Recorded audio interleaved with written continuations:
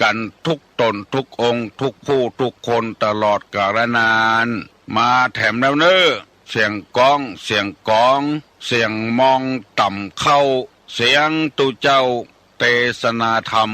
มาเยี่ยมมาใจท่านสาธุชนคนดีตั้งหลายถึงบ้านถึงจองเพื่อเอาธรรมะแบบรากหญ้าแบบธรรมดา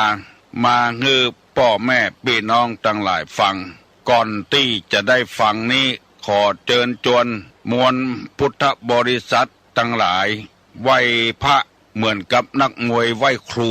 ระลึกถึงครูบาอาจารย์ก่อนผู้ที่ไปแสวงหาสัจธรรมสี่อสงไขยปลายแสนมหากัปและ10 ชาติปางสุดท้ายได้เกิดมาเป็นพญาเวสสันตละตาลเข้าของทรัพย์สมบัติสละบัลลังก์ไปบวชเป็นพระฤาษีตาลเมียตาลลูกบำเพ็ญขนาดนักจนได้ตรัสรู้